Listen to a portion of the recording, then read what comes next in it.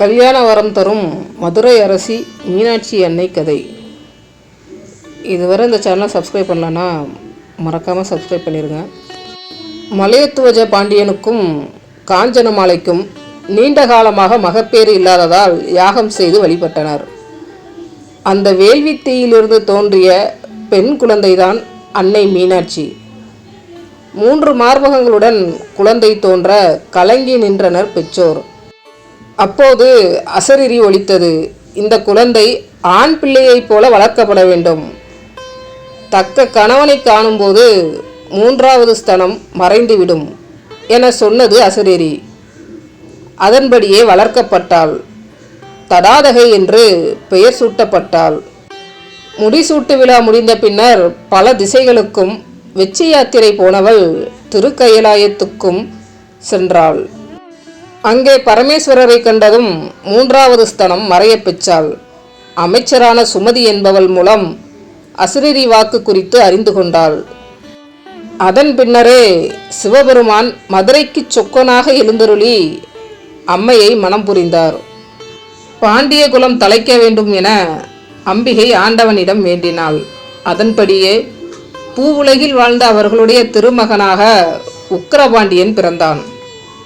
தக்க பருவத்தில் அவனுக்கு காந்திமதி எனும் நங்கை நல்லாளை மணமுடித்து முடிசூட்டி வைத்து பின்னர் தடாதகை பிராட்டியும் சொக்கநாதரும் திருக்கோயிலுள் புகுந்து மறைந்தனர். கன்னிப்பெண்கள் வெள்ளி மற்றும் ஞாயிற்றுக்கிழமைகளில் வீட்டில் மீனாட்சி சுந்தரேஸ்வரர் திருக்கல்யாண படத்தை அலங்கரித்து வைத்து நெய்விளக்கு ஏற்றி வைக்க வேண்டும். தொடர்ந்து இந்த திருக்கதையை பாராயணம் செய்வது விசேஷம். இதனால் தடைகளும் தோஷங்களும் நீங்கி கல்யாணம் கைகூடும்.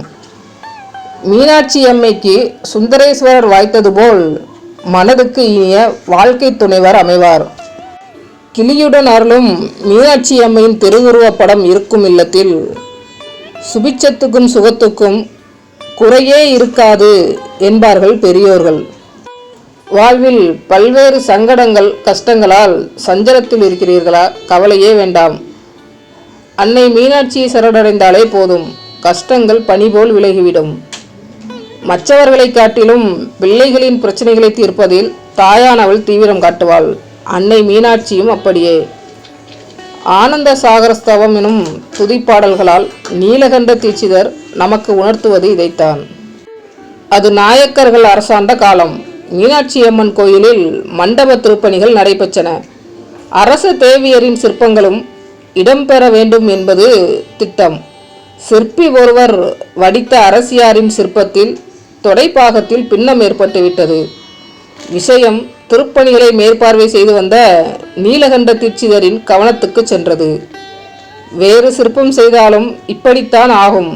காரணம், குறிப்பிட்ட ராணியாரின் தொடையில் இருக்கும் மச்சத்தையே இந்த பின்னம் காட்டுகிறது. ஆகவே இந்த சிற்பத்தை அப்படியே ஸ்தாபிப்போம் என்று கூறிவிட்டார். மன்னருக்கு இந்த தகவல் தெரிய வரவும் சஞ்சலம் கொண்டார்.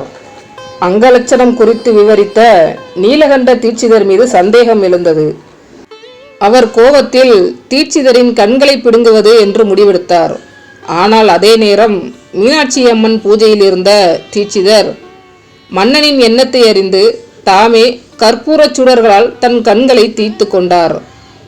அப்படியான தருணத்தில் அவர் பாடி அருளியதே ஆனந்த சாகரஸ்தவம். அதன் பலனால் அம்பிகையின் அருள் கிடைத்தது. தீட்சிதரின் பார்வையும் மீண்டது. நடந்து முடிந்த அற்புதங்களை அறிந்த மன்னன் மனப்பூர்வமாக மன்னிப்பு வேண்டினார் தீட்சிதரிடம். நாமும் நம் கஷ்டங்களை எல்லாம் அன்னையிடம் சமர்ப்பிப்போம்.